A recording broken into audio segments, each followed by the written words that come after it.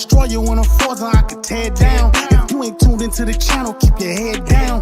Cut the fix up with some Xbox babies, put the switch up. See me gearing up for war, don't get it mixed up. I come in peace, kid. I'm bringing commentary and the new releases. I put them hours in to get prepared now. We play on expert level, don't get scared now. I'ma destroy you when I'm frozen, I can tear it down. If you ain't tuned into the channel, keep your head down.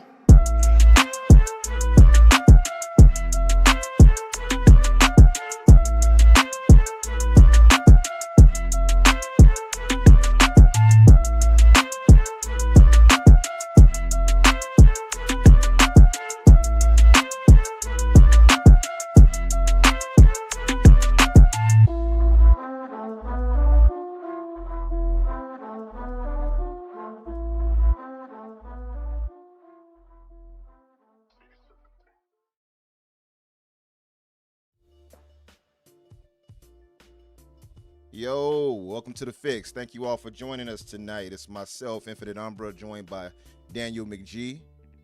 Hello, hello. And we're here joined by our good brothers, Jedi Knight Peter and John Wolf.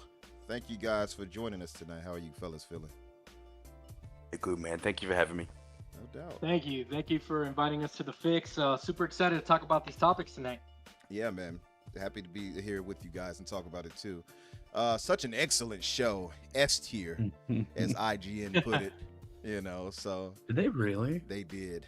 And God. yeah, if you didn't think that shilling existed and the things like that and the bias was real in the media, look no further than IGN.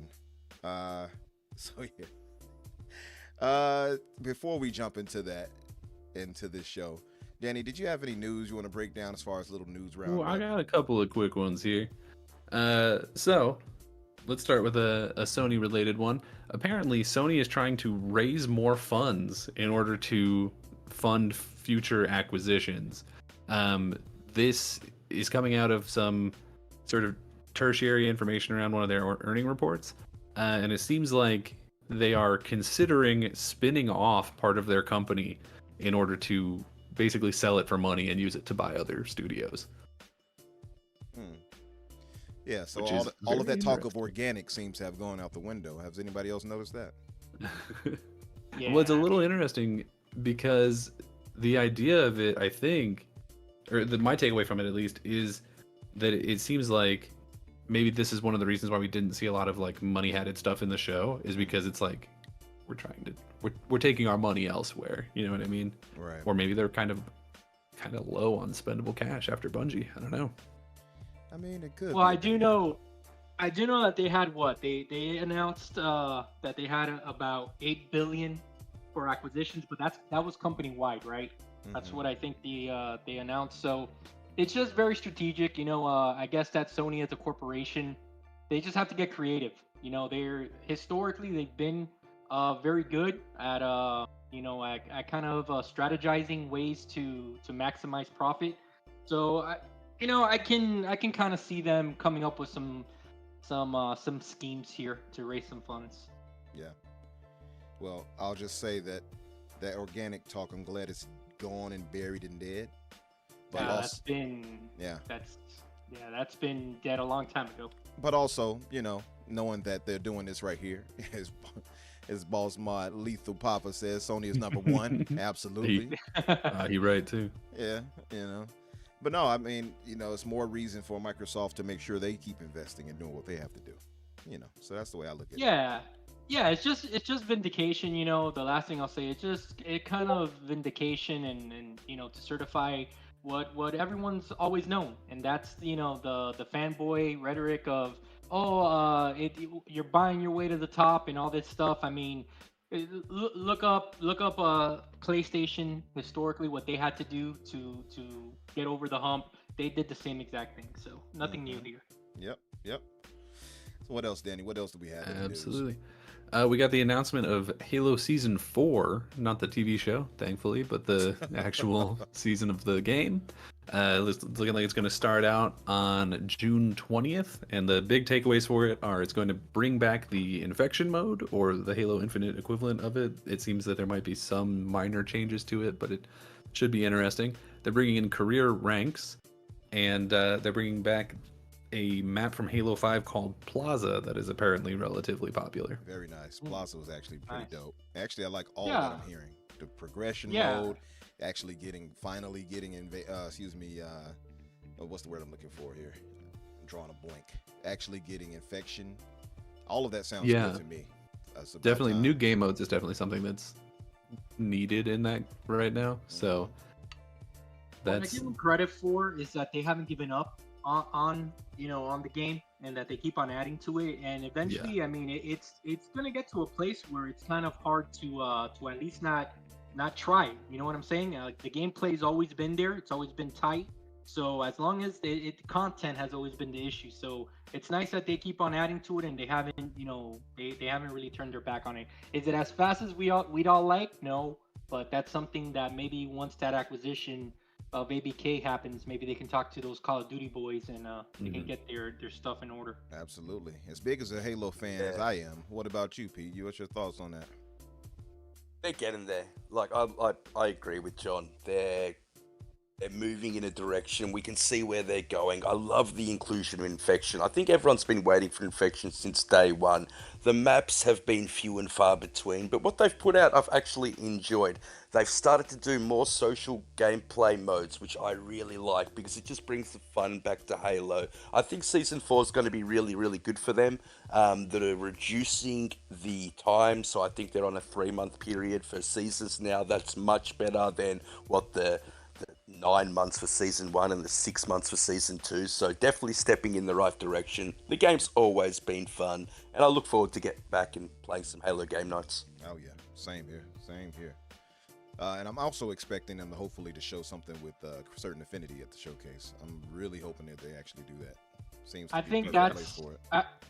I think that's really the shot of of adrenaline that game needs. A battle royale mode or something like that. I think that'll get everybody hyped. Yeah, apparently it's always needed a battle royale or it wasn't going to make it. So let's see if that turns out to be true. I mean, yeah. Nowadays, I don't know that it necessarily needs a battle royale, but I think that whatever Certain Affinity is working on, which is apparently a battle royale, I think if they do have something big like that they can announce, I think that would bring a lot of new eyes or returning eyes to Halo. And I think if those people are coming back and they're like, oh, this actually has stuff to do now, then I think that'd be good for it. Yeah. I think that's going to be like the second launch that they need because so many people have dropped this game. Unfortunately, and yes, it has been gaining traction. It's been gaining momentum, but it's still very difficult to find a game in Australia at the best of times. So I'm really looking forward to getting a few more people trying out the game, getting more playlists in the actual game. Like I said, Forge has been fantastic, and the community has really kept this game alive. The maps that these guys have been able to bring out have been, better than what I think 343 are doing. So, in some cases, I disagree with you. Some of them are really, really great. So I agree. And they've started to put them into playlists as well. So 343 realize, that they have gold on their hands. The community is what, they should be looking to keep this game alive. And I think Pierre's done a really good job.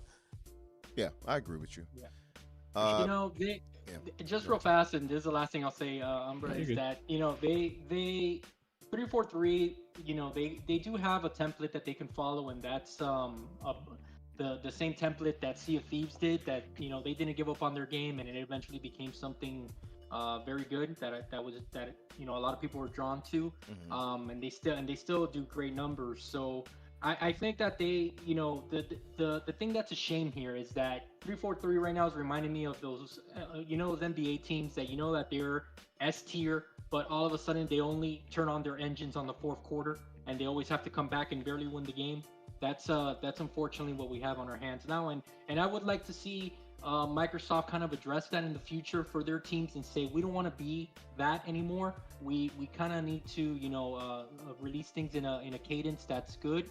And I think that with the latest release of Redfall, I think that they kind of fell for some of that again. So they really, I hope to see them get away from that, because it's a shame that the game gets a bad rap in the beginning, and then it's kind of like they're all hands on deck to say, oh, we'll get it to where it needs to be. I like to live in a world where Microsoft does that less and less.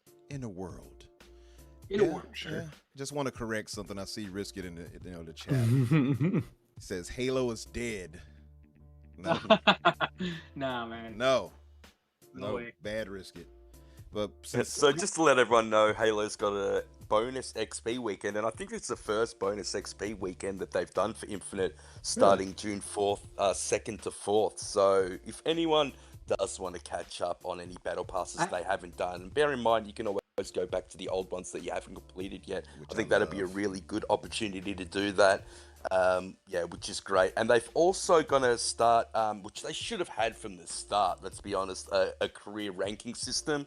So bronze, silver, gold, and I think all the way up to Onyx, which is different how they did it in MCC. So I think that will bring back people. You know, you're always going to be progressing in that career rank.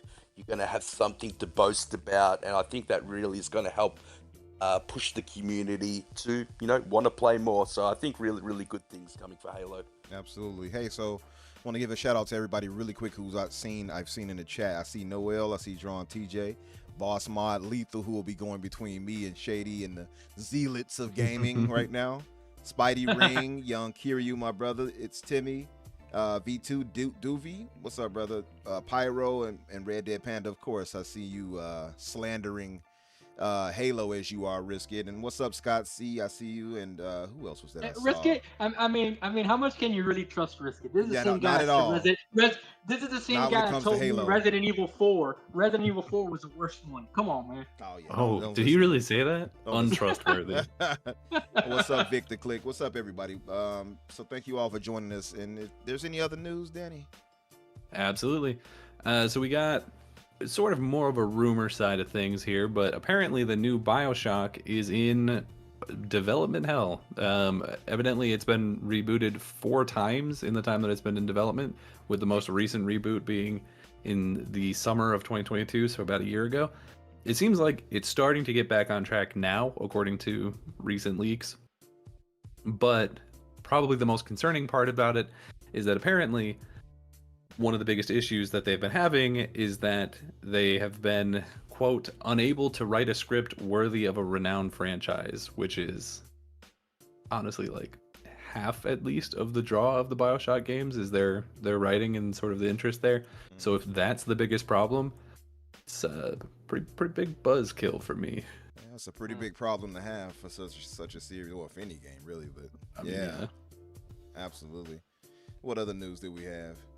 Eidos Montreal might be working on a new Deus Ex. It's a little bit more on the rumor side, but they have been posting job positions lately for a co-op game that is using Unreal 5. Not that anyone wants to talk about Unreal 5. Yes, sir. The best engine in gaming, you mean? Yeah. I don't think IDOS are working on Deus Ex. I just can't see that. I think they're working on Bond, and they're also working on Project Dragon. So,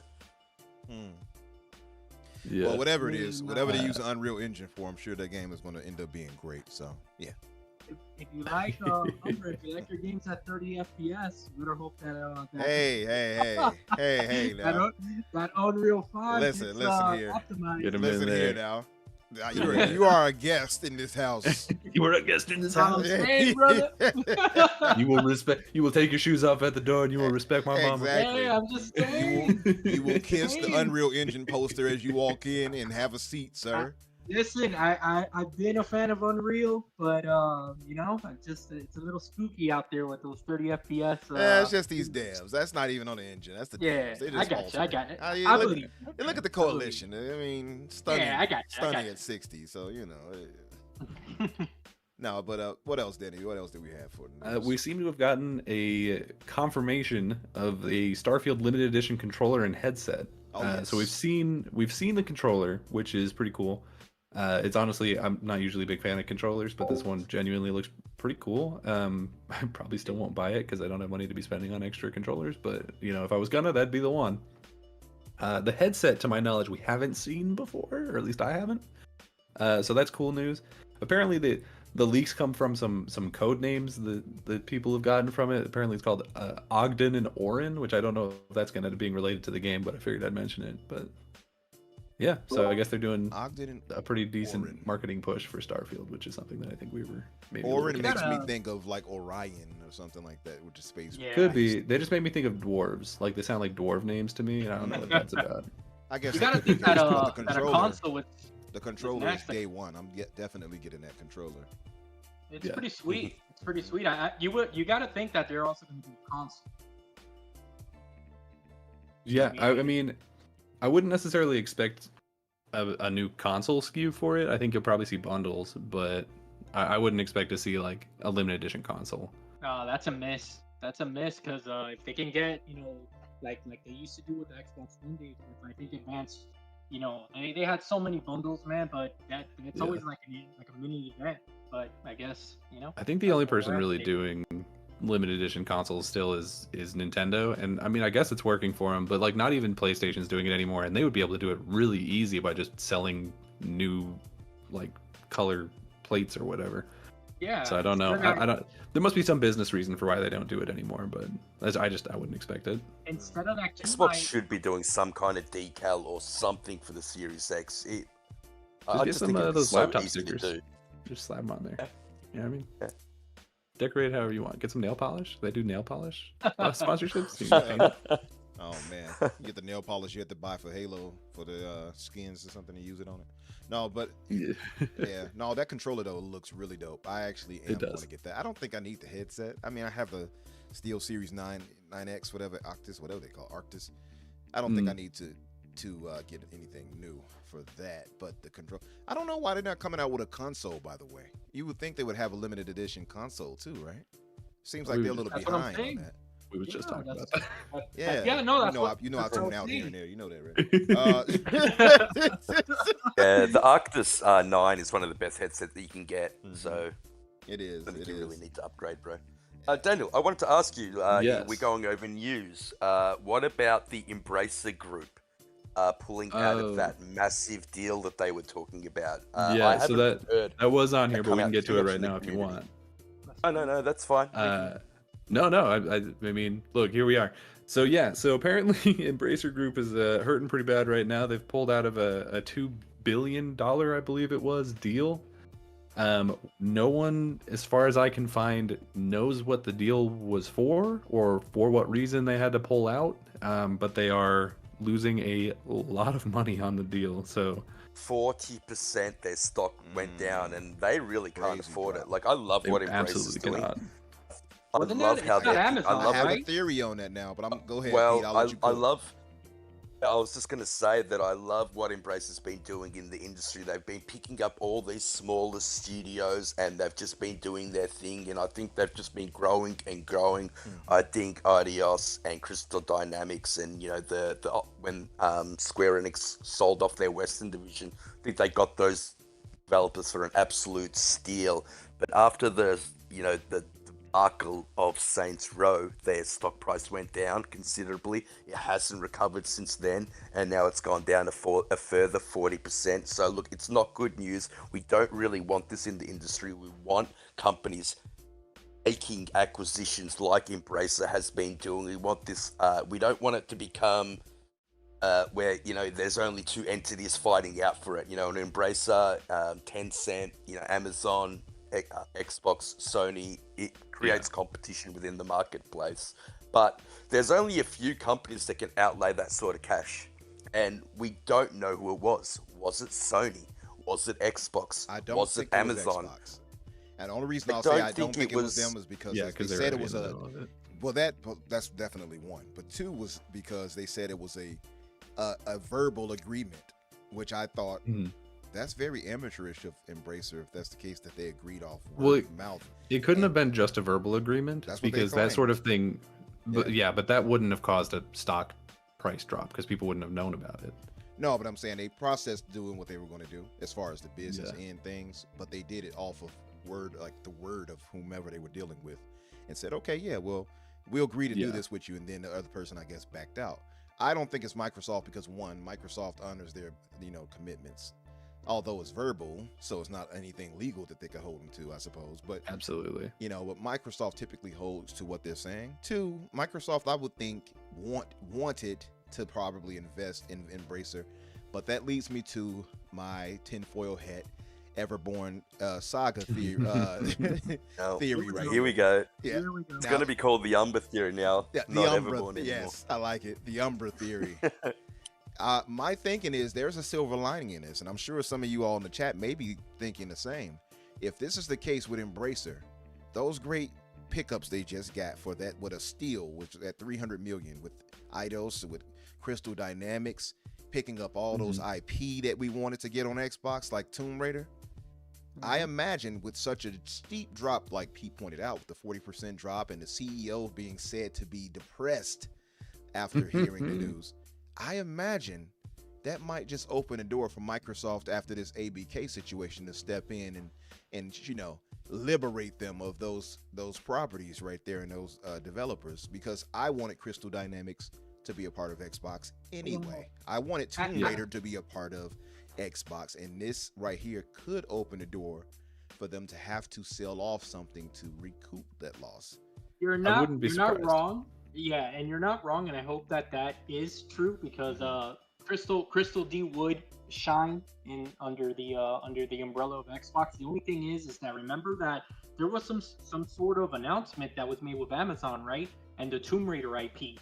So I think that that's something that unfortunately it's tied up at the moment. Now, Crystal D, the devs, that's something that maybe Xbox can work out and say, hey, you know what? We'll let them finish off their project with Tomb Raider, but maybe we can work out some type of deal with Amazon or something like that, where we can bring it to Game Pass, or I don't know what they can figure out, but I'm sure right now that whoever wants to kind of, I don't want to. This sounds kind of weird, but whoever wants to take advantage of Embracer's situation, I guess that now's the perfect time. Yeah, absolutely. I'm just hoping it's Microsoft at the end of the day, and they actually take those. Yeah, publishers I out of wouldn't. their hands.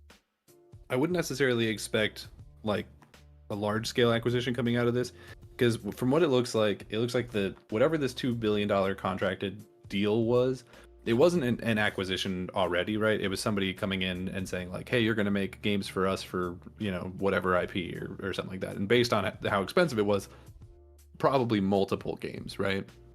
Because $2 billion is, I mean, that's the higher end of what they were saying that GTA 6 would have cost, right? Right. So this is undoubtedly a multiple game deal that fell through, which is a real bummer for them, frankly.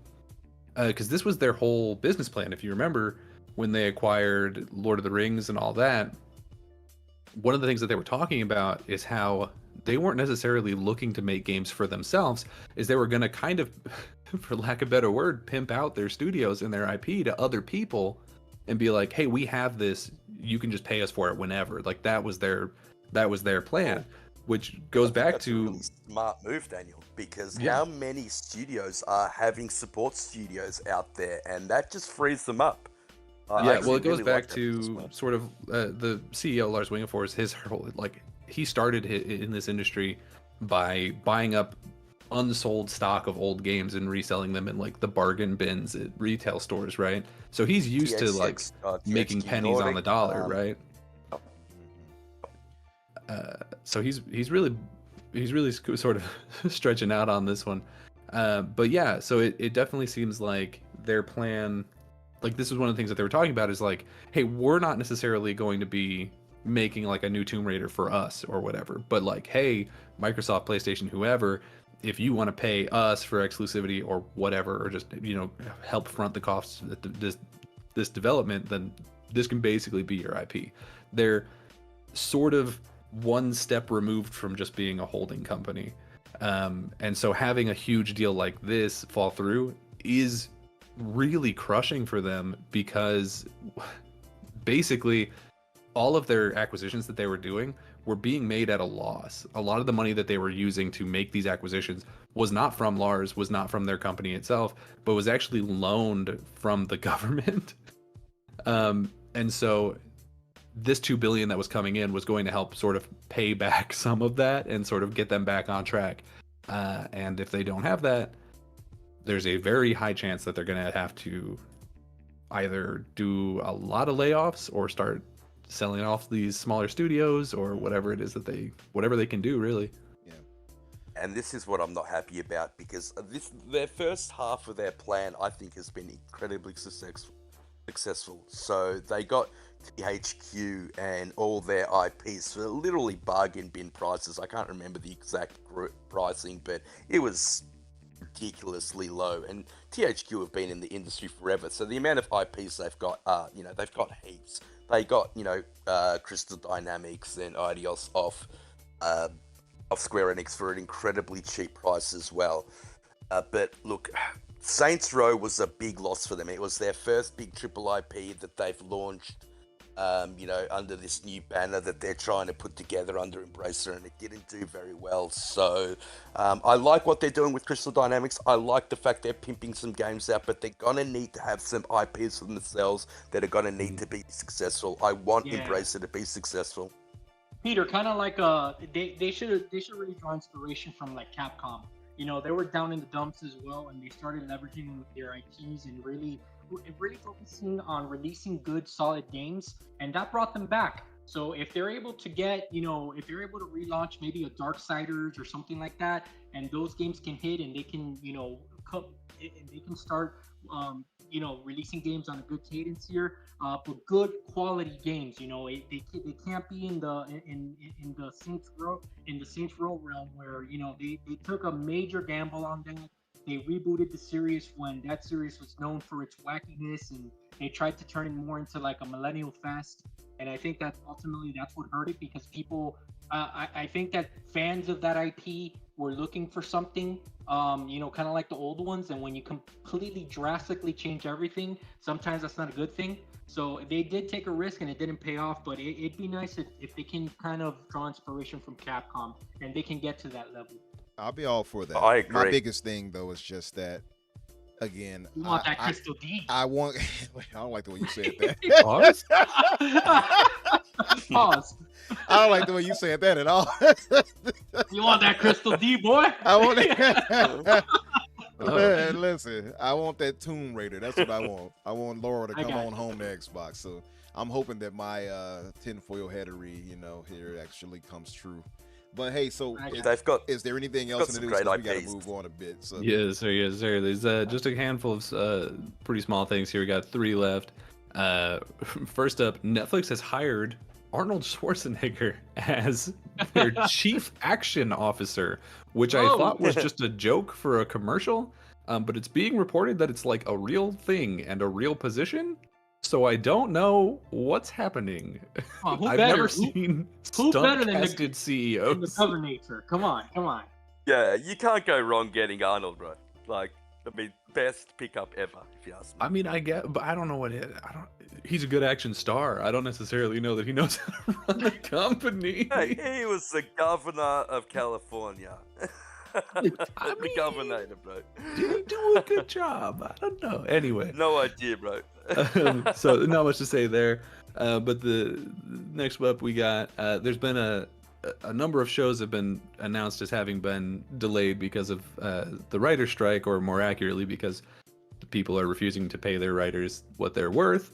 And it's a lot of pretty big shows, honestly. We're talking about that Penguin spinoff show from the Batman Matt Reeves movie, talking about Mandalorian Season 4, Last of Us Season 2, Stranger Things Season 5, Daredevil Born Again, and that Game of Thrones spinoff, The Knights of the Seven Kingdom? A Knight of the Seven Kingdom, I think is the title here. Is like all of it's being delayed because of this writer's strike, which is really shitty, because it's just like, they're not even really asking for that much. Like, I looked into this, and basically all they're asking for is like, hey, because of inflation, we're making the same amount and it's not going as far. Can you correct for that? Because we're literally the reason why you make all of your money. And the studios were like, no. It's like, okay, I don't think I will. Well, we all remember what happened during the last writer's strike, and they're going to get their way. It's just a matter of time. Yeah. I mean, they better watch out before the AI takes over. They start getting these whatever it is, start writing these things. That's actually also part of the strike, is that they want clear rules that they will not be using AI for it. Yeah, they better watch out for our AI overlords. I, for one, welcome our AI overlords. Just so you know, I'll be outside of the matrix when you all are plugged in. So just letting you know. Well, at least we know the AIs might not leave any plot holes, you know, because a lot of these movies and shows have major plot holes. But I don't think AI is going to be much better. They can't even figure out how many fingers on a human hand. You know what I'm saying? I think maybe they're showing us how many we should have. Maybe they're right. Are you saying you want more fingers? I mean, hey, more fingers. Pause. More fingers. There's so much more you can do. Oh no. Oh. got a couple of fathers in this show already. I'm not even going to go anywhere with that one. There's too many I ways. thought you Moving didn't on. want To go people to. wrong. I thought you didn't want people to go to Zocker's show. What's going on here? Yeah, what's happening? And then the last quick hit we got here is Disney Plus. Well, Disney in general is removing original content from their streaming services because keep in mind, of course, Disney also owns Hulu. Which is very strange because, as you'll notice, I said original content, which means they own it. And they're not necessarily having to pay much for it to continue being on their service. But the general thought is that a lot of these smaller shows are being removed from the services so that they can sell them for streaming rights to other services and make a little bit of money back. There's not a ton of really big name things that are caught up in this. And most of the ones that are bigger name were ones that didn't perform super well. So it may also just be them cleaning out the closet because it's stuff like Willow and that Why the Last Man show that was on Hulu, and I think Artemis Fowl, the movie. Yeah. So it's like the stuff that's being removed is not like a super big loss, but at the same time, it's also things that never got released anywhere else. So if it literally is just we're deleting these files, then these are all shows that are just going to be gone forever. Yeah, Willow is only 6 months old, so that was a big surprise. But the news is that they are going to be shopping it out. I think Amazon was quietly interested in it. So I do only think if we'll they're get going to get a home improve somewhere else. Only if they're going to improve it because Willow was horrible. Oh my! And I God. love the old movie, by the way. Yeah. They did a terrible job with this show. But anyway, Yeah, I agree. let's move That's on it. to the showcase, guys. Since it's playing right now, I don't want to keep restarting it. So, chat, I'm gonna put a poll in the chat in a second, but to get you all's thoughts on the showcase too. So they started off with Fair Game here, as you all see on the screen. The new studio for Haven with Jade Raymond at the helm. And it's, of course, it's a gas title. You know, I'm expecting it to be multi-plat, and I think that's kind of part of the theme you'll get here with this showcase over the time we go over it. Is a lot of multi-plats, a lot of third-party, a lot of multi-plats, even first-party multi-plats. I think multi-plat was the word of the day for this showcase. What did you guys think and take away from this game, Fair Game? Excuse me. Yeah, I was right. Fair Game. Dan, you want to tackle this one first? Anybody want to jump in? What were your Well, I'll thoughts on jump in. Fair Game? Anybody can go. I don't need to call on you now. Just Oh, okay. say your thoughts. All right, let me just jump in real fast. All right, so I heard something right after the showcase that I thought was perfect. I forgot what podcast said it, but I'm shocked that this is the way that PlayStation decided to start their showcase with. I know it's a new IP. They wanted to get, I guess, they thought that the fans would get hyped up seeing this game and so forth. But I really have to question that decision. Hey, John. Yeah. I think you're a bit away from your mic. It sounds like you're really low. Oh, is that better? Yeah, much better. Okay, sorry about that. So I really do have to question PlayStation and Jim Ryan's decision to start the show with that game. I know it's a new IP, and a lot of people, you know, they'll say, oh, but it's a new IP, so they wanted to start off with a bang. That did not hit, okay, because that kind of set the precedent of the show, and when you think of Jay Raymond and the type of game and type of experience that she can offer. Not really the gas game that you're looking for. You know what I'm saying? It's kind of like it has the same energy as Rocksteady working on Suicide Squad. Okay, a gas game. So it kind of has that same energy, and I think that for what fans were expecting of this showcase, one thing that I saw that was clear as day after the showcase is PlayStation's new direction. Okay, and we knew that they were working on a bunch of gas games. We knew that was kind of like they were going to throw everything at the wall to see what sticks. But to kind of show that off, instead of starting off the show with Last of Us Factions is highly questionable. And because I think that Last of Us Factions could have set the stage for them, got people really excited, and then you start showing these lesser, what I consider lesser tier, quality gas games. And I think that that would have maybe, gotten the hype levels a little bit more for this. But let's go back to your original question with dude, it looked uninspiring. I'm sorry, it looked generic as hell. There's nothing about that game that I saw that I was like, oh, I gotta try that when that comes out, or that trailer didn't tell me anything of what that game is. I had to look up some information on it. Okay, it's a heist type game. Okay, what does that mean? Is it like Payday? Like, what type of game is this? And that trailer really didn't tell me anything besides Watch Dogs. Yeah, I It mean, did sort of have that Watchdog vibe. it kind of did. I mean, it didn't show us enough, and I think that's also a bit of the problem with a lot of these With the show in things that we general. saw. Exactly, we didn't see exactly what these games would be about. Like, we know they're going to be gas titles. We know we're going to be shooting at somebody, 9 times out of 10, whatever. Right? We're used to that. Fortnite, however you want to take it, it's probably battle royale or whatever. But what exactly is the thing? What does it look like? What's our goals here? How does the action look? Things of that nature. We don't really get that. We kind of have to guess, and you're going to get a lot of that during this show. I'll say this: I'm also surprised by how little first-party major AAA games we actually saw during this. By my You could count, argue that we only saw one. that's by my count. I was only thinking maybe we only saw one. That was my thinking. One of the things that I was keeping track of my second watch through of it, because I watched it at work, so I couldn't really take notes, but I watched it again. One of the things that I kept track of is the number of first party games, and if you count every single one of them, and honestly counting some of them is pretty generous, then they had 5 first party games, which were this Fair Play one from Haven. There's one called, oh god, what was it? Concord, that told us absolutely nothing, but kind of looked like they were trying to ape off Starfield a little bit. Rip off. Yep. That's exactly Then what we I picked had up. obviously Spider-Man, and then the two that maybe shouldn't be considered because they're going to be everywhere is Marathon, which again we don't really know what that is, and the new Destiny update, if you consider that first party. Well, they also had Helldivers. True, they own that, but it's a different studio making it, so it's Yeah. questionable. I guess if you want to replace that with from the Destiny update, because I don't know if I that really guess. counts. Yeah. But yeah, so I compared that to the number of times that they showed up the button symbols, and they showed the symbols 3 times as many as they announced first party games. They did that 15 times. So they were like, PlayStation, dude, and then they showed nothing from PlayStation. Yeah, the first party showing was terrible. And I think the only games that stood out that were going to be PlayStation exclusives were Phantom Blade Zero. I thought that looked really, really good. It's from a new studio. We don't know much about them.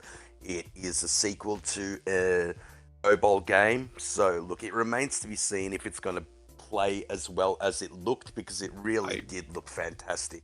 Highly One thing I'll point out too, like Helldivers, by the way, I know I can't be the only one, but I know I said it in the party, Pete. Like, doesn't it look like Starship Troopers? It looks so much like Starship Troopers that, like, it looks lawsuit close to it does. Starship Troopers, you know what I mean? Like, Even the way they presented the trailer. Exactly, the guy doing that and his family being torn apart, whatever. I'm like, that is Starship Troopers. It's literally Starship all Troopers. the I had to way. look it up afterwards because I don't really know Helldivers, because It's Starship Troopers with a Battlefield skin. Is Yeah. what? Not I guess, Battlefront. yeah. Battlefront. I literally had to look it up after the showcase and be like, is this a licensed Starship Troopers game? And it's not. No, it's not. It's actually a sequel to a top-down shooter that was like a twin made stick. earlier. Yeah, and they've gone third. I think it was gone pretty third good. person in this game. What I I thought will, it what I looked will really say good as though, well. I it- loved how they. I was gonna say it really does. Loved how they look good. planted the flag in the alien at the end. It was very reminiscent of Starship Troopers. I like the look of it. Yeah, no, I agree with you. I think out of everything shown, if I had to go from first party, this and Spider-Man 2 would be the top that I saw. But I guess that's not saying a whole bunch, but Yeah. yeah. Well, I I don't know. I want to say something real fast. And sorry, Daniel, to cut you No, off. you're I'll fine. let you finish your thought there in a second. this is the thing, all right, that I think that I came to realization, and it's one that a lot of people don't want to hear, and it's not fear mongering. It's not me, just this is honestly my observation of the show.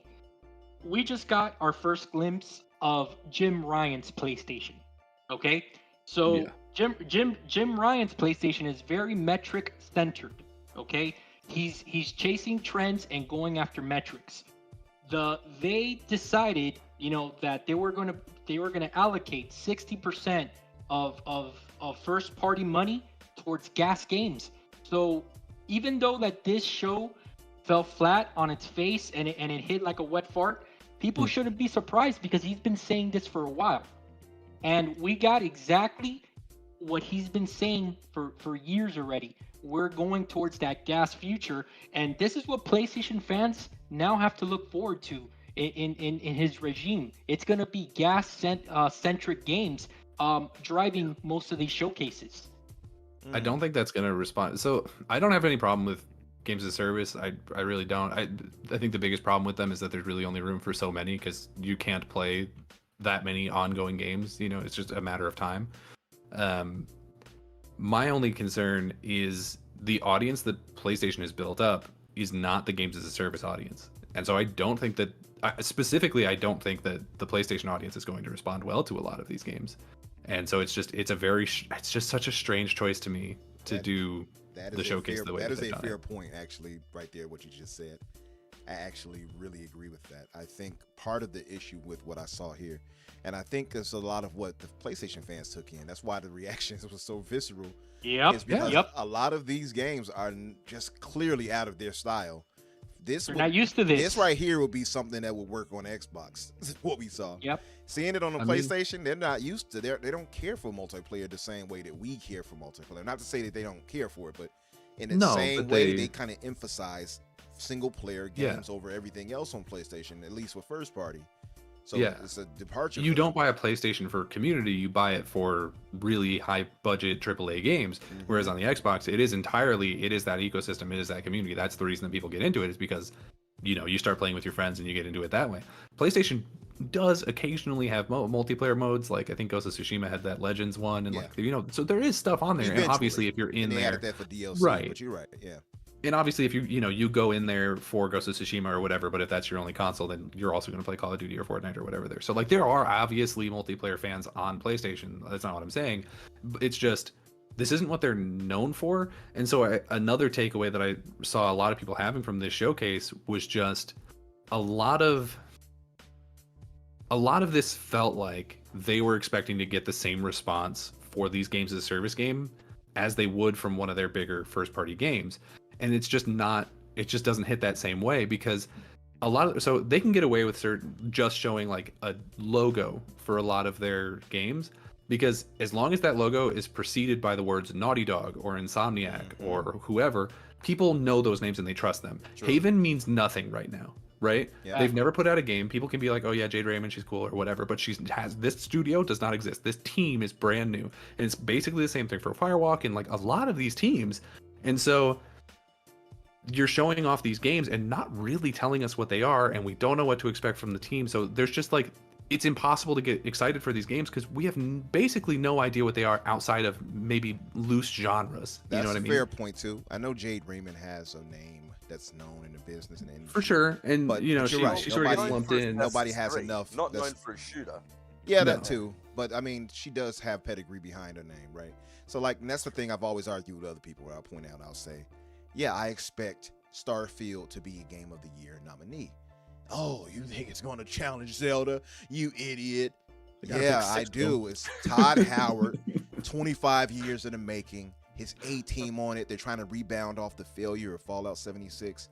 This dude has pedigree upon pedigree. His team has pedigree upon pedigree. Yeah, but I there's a big absolutely difference, expect Umbra. that.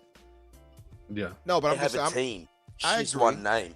well, I mean, Yeah. she has a team behind her too. I don't know who all she has. Yes, but It's that team just hasn't not- worked together on anything before. This is their 1st project, and I agree with what Daniel said before. Launching the show with a third-party game, with a game that is a multiplayer game. We don't know if PlayStation players are even gonna play multiplayer games. They're typically, in that single player experience, narrative driven game. That's why they get PlayStations. I get this game's launching on PC at the same time. I think they really need to do that. I think they need to bring cosplay into it so they can have get to. both those, things working together, because player base is going to be dependent on whether or not this game succeeds or not. So it's just a very, very strange decision to me. And yes, Jade Redmond has pedigree. Nobody's going to doubt that. This team hasn't made a game before. This is their first one. We haven't seen much about it. It looked good. I'm not saying that it didn't look good. It looked like Watch Dogs meets Payday. It could be an incredibly fun game to play, but we just don't know. We don't know what the shooting mechanics are going to be thing like. for me we don't is know what the that- overall arch is going to be like. I agree with that, but my thing is that we saw the trailer, but we don't know anything. I'm fine with CGI for the announcements too, by the way. I want to make that clear. I'm not trying to penalize it for that. I will just say that it didn't create any excitement for me. That's all I will say. I'll point out too, for Helldivers we're talking about here on this next part. K. Asante said Helldivers looks like Starship Troopers on purpose. Part 1 was basically a Starship Troopers clone on PS3 and Vita. Super fun game. That's true. Okay. Yeah, Oh he's no, right. I had no doubt that it was on purpose. Yeah. There's no way that you get that close on Oh accident. yeah, absolutely. This is my Absolutely. new hero, the Incredible Bulk. He gets turns into a big purple man when he's hungry. Incredible. Like no, Oh, we didn't No, know. but they We completely weren't trying to changed- copy you at all. That just happened. no. Hey, can I see Yeah, your I homework real mean- fast? Don't worry about it. Yeah, right. They've completely changed the game. I mean, I'm looking at this gameplay right now, and it looks like Battlefront to me. Star Wars Battlefront. So it looks like they kind of drew inspiration from that. But to piggyback on what Peter's saying, it's and a little bit of what you said, Umbra. The problem is that I think what caught the PlayStation fan base off guard here, and many gamers, is the sheer amount of gas games that were shown here Oh, yeah. by Sony first party. And I think that's the thing that caught everybody off guard, where I was kind of expecting that, because I listened to the interviews, and I kind of follow the trends of them saying, hey, if we're allocating 60% of our resources to gas games, that means that you're going to have more gas games than single player games. I mean, the math just doesn't add up, the other way. So that's why it didn't kind of catch me off guard. But the fan base is feeling it, man. I don't think that they were ready for this. Yeah, no, I agree with that too. Like games as a service games are going to need to compete with the ones that are already out there. It's an incredibly so I get that they're chasing trends at the moment, but you have some competition out there right now. You got to take people away from Fortnite, Apex, COD, Halo. The list goes on. And people, I've said it before on Xbox Infinite, people are creatures of habit. Very difficult to pull people away from that, and I think that's where Game Pass really helps, because you can get into these games without actually having to pay for them, and then it also increases the player base straight away. They're not going to get that on PlayStation unless they're going to be free to play games, and I don't think we know yet if they are going to be yet.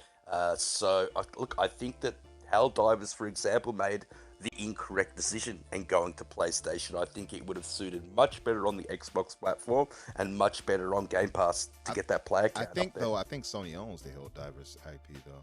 But the thing I will say is They that, do. Yeah, I think that they own that one. So, but the thing is like that is clearly much more aimed for our community. That much is certain. Yeah.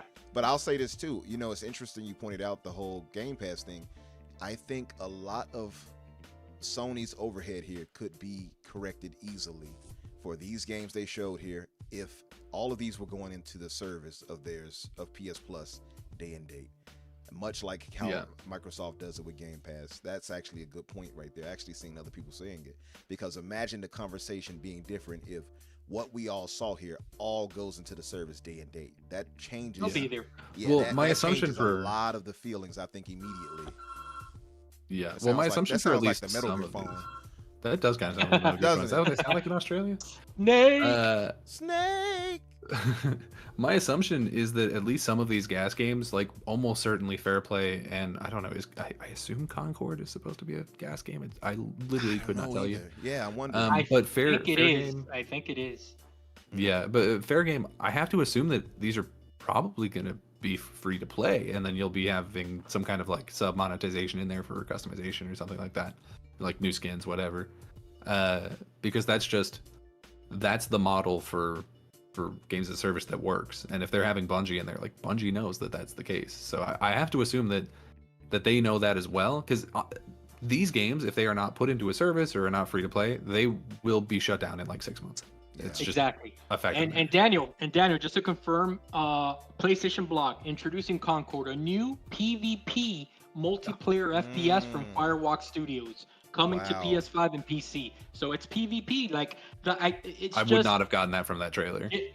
Look, Jim Ryan has a hard on for gas games at the moment. He knows that just one needs to hit. One of these new IPs needs to hit so that they can have that that income, that steady income coming in. And we're also witnessing what a post acquisition PlayStation looks like. So this is like I said it again, it's not to fearmonger anything to the PlayStation audience out there, but this is your new reality right now. Yeah. They're going to miss Sean Layden. I said it from the start. I just don't understand. Sean Layden made PlayStation into the PlayStation of today. He greenlit all these great games that have elevated them. You know, look, PlayStation were always up there, but they destroyed Xbox. They put them to shame last generation, and it was off the back of the Sean Layden decisions. And I think that decision to put Jim Ryan above him, I know that there was a fight internally, but I think it's going to come back to bite them in the ass. Hey, so Danny, you made a good point about announcing these off. Since I have the trailers playing in the background, I'll just announce them all off what was shown, and then we'll go into just discussing everything all over the place. We'll just jump around. So Sure. fair game, we saw Helldivers 2, Immortals of Avium was shown, Ghost Runner 2, That looked pretty good. Phantom Blade 0, Sword of the Sea, the Talos Principle 2, it's the Devolver Digital had Grid Studio. That's that one they made, right? Devolver Digital. Yeah, so the new game is called Neva, but it's by the same right. people who made Gree. Exactly. So that Cat Quest, Pirates of the Caribbean, better Yeah, yet. I gotta mention that. Hold on a That's how second. you Hold on one second, John. Let me list them all off. Go ahead. We'll jump into it. Foam, Okay, go ahead. Foam Stars, the Stars. the Plucky Squire, Teardown, Metal Gear Solid Delta, Snake Eater, Towers of Agasba, Final Fantasy 16 Salvation trailer, Alan Wake 2, Assassin's Creed Mirage.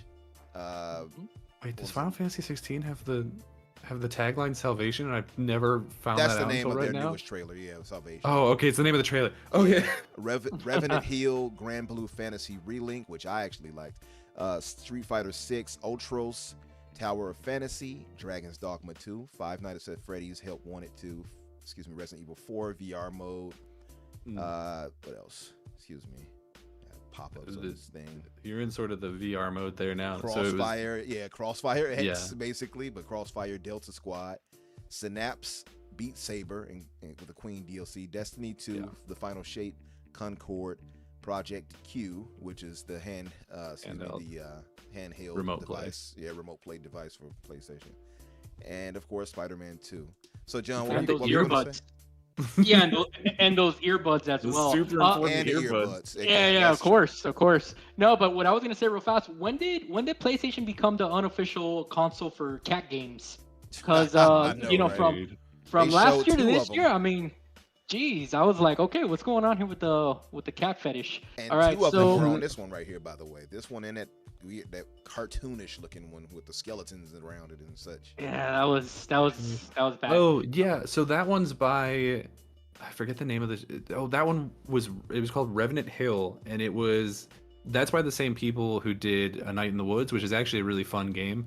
Well, maybe fun's not the right word. It's one of those like talking games, sort of Telltale-esque in that way. But it's actually really good.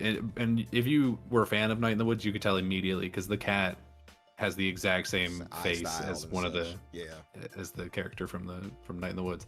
So that's weirdly one of the games in this that I'm actually likely to play, which is, to be fair, not a long list from this showcase.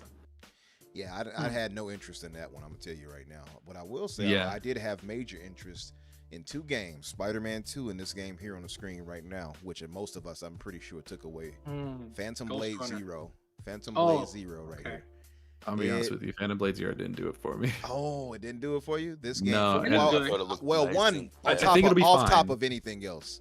Yeah. Unreal Engine 5. That's one. Oh, I see. I see Oh, the yeah, real yeah, reason. automatic. That's the real that makes reason. sense, that That's makes Come sense. on. disappointing. It Definitely looks only really gonna be good. running in 30 frames. Yeah, it looks really I good. don't My know only problem is about I that don't one. trust it. I heard You this know what I slander, mean? Pete. Yeah. Yeah, look, I wanted to give my overall thoughts on the show as well before we get into it because that was a really Yeah. good rundown, and it was hard to do. I think Panda put out a fantastic thing where she listed all the games, but I think for gamers, like just as a whole, I think the show was a B. I really do. I think there were some really good games in there, and I'll go into them a little bit later. For PlayStation fans itself, I think it was a D. I just think that there was nothing there for them apart from Phantom Blade Zero, which I thought was really, really good, and Spider-Man, unfortunately. So I do feel a little bit sorry for them. But as a gamer, when I was watching it myself, my most anticipated was Dragon's Dogma 2. I think that game is the first one is criminally underrated. It is one of the best RPGs ever made, in my opinion. I absolutely love the game. I love the gameplay. I love the pawn system. If you haven't played it, it's always on discount. Fantastic game. Alan Wake 2, we've been looking for a sequel for that game for ages. Yes, I get that it's an Xbox game, so maybe PlayStation don't care too much about it, but the game looked fantastic. Yeah, the facial animations look absolutely top notch. And if it plays like Control, and I think it will have that feeling that the original probably lacked a little bit. It's getting a little bit old now. I also thought Immortals of Avium looked really good as well. Something that I think when they first showed it, looked very. The problem with that listen is to Avowed. the problem with just showing Immortals of Avium here is that we've already seen it. That's I also why don't think it I showed don't especially well. I don't think it did either. But I also will say we've seen it already, so that took a lot of the wind out of its sails. Also, Metal Gear Solid Delta, we knew about it beforehand. That's another thing that hurt the show overall for me.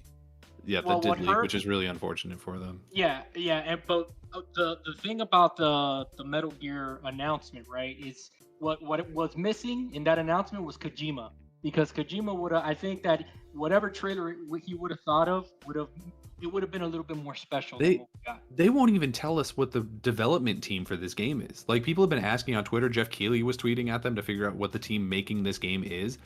There's no information on it. There's a blog post that is literally just signed the development team. Like, they're keeping it a secret, which is really worrying. Maybe it's those guys that are doing Abandon. Don't even put that out there, I swear to Christ. Or that one guy, actually. The one who's not Kojima, but everyone thought it was. Yeah, I forget his name. But if you all I'll say this. As far as the games that's shown for me, now I agree, Dragon's Dogma 2, that was a great one, right? But yeah, that's a good one. I'm trying to look at it from a perspective of PlayStation and the PlayStation only, because the bigger issue is that a lot of what was shown, again, multiplats. So all those games are coming to Xbox. This right here, if you're an Xbox fan, you were like, okay, oh yes, treat after treat for us, because we're getting all of these games too. And of course, then there was that tweet Microsoft's intern, made sure to highlight that. Whoever's that's running what that stung account. them. It did. That's it what helped. stung them the most. It helped sting them, and it had like what I think at the moment right now it's probably at 7 million like views and reactions and such. But outside of that, Immortals was already shown. We already know that's multiplat. Dragon's Dogma 2, multiplat. That was also already announced. Oh, I mean, this is what I was saying. As a gamer, I was saying, like, I'm not saying about PlayStation itself. I was saying, as a gamer, I liked the show. Yeah. I don't care if that was my whole point. And I was going to get to Assassin's Creed Mirage. I also that and we've seen really that we've seen that as well already too. And that's the thing. Like, a lot of what they show, we knew about already. That's one. And I guess it's because some of this is us being in the know. I wonder how it feels for people who are just not in the know as much, but maybe they weren't watching it like we were. I don't know.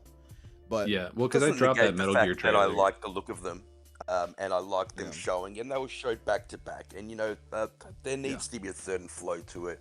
I don't think they got that flow right. I think that when they were showing the indies, there was a big lull there. When they showed PSVR, I get that if you have a VR, then you're going to enjoy it, but that was also another lull for me. The pacing was for sure one of my biggest issues with this show. I was live tweeting isn't the right word. I was texting with a friend of mine while I was watching it because I was at work, so I was in the break room, which granted, and I'll put this out there up front, I was already not having a great day, so I didn't exactly go into the showcase with the best mindset. Like, I had gotten back to work after 2 days off, and none of the stuff that needed to get done in those 2 days had been done by my coworkers. And then, like, right before the showcase, I saw on Twitter that Tina Turner died, and so like I was just like not in a great like I was already like kind of pissy. Rest in peace, Tina Turner, by the way. Yeah, for sure. But then I start watching it, and were there games in there that I was excited for? Absolutely, right? Like, I think we've all said it, but like, Snake Eater looks good, Alan Wake looks good, Spider-Man looks good, of course, right? There were even a couple indies that I'm really excited for. Like, I'm gonna play Revenant Hill, I'm gonna play Plucky Squire. However, when you look at the way that this show was presented, and especially if you compare it to what people were expecting from this show, it's a colossal failure. It's totally fine. Like, I'm so glad that there are people who enjoyed this or found things in it that they really enjoyed. But there was a point when I was watching the show and we were about 40 minutes in, and the only trailer that we had seen was Metal Gear, and that's cool and all, but it had leaked. And I was talking to my friend, texting him, and I was like, we're 40 minutes in, we were 2/3 of the way through this show. They have not shown any of the VR stuff or Spider-Man yet. Is there going to be any actually shocking announcements? And the answer was no, right? Which is a huge shame, right? Because we were looking at the expectations for this show, and that has to be part of this conversation. Is this was their first showcase in 2 years, over 600 days. Yep. It was the branding of PlayStation Showcase means something or meant something. Every single time they had put on a PlayStation Showcase, it was huge, right? They were showing off like tons of their first party games, a lot of really big third party announcements. Like, it cannot be misunderstood. The fact that this was called a PlayStation Showcase and not a state of play meant that expectations were going to be high for this and should have been high for this. So true. And the fact, I think one of the biggest misses of this is, we were talking on the Xbox Factor, me and Umbra, on Tuesday. And one of the things I said was, for the Xbox show, is I was like, they cannot end the show with a game that we already know about, right? They cannot end it with Hellblade. They cannot end it with Avowed.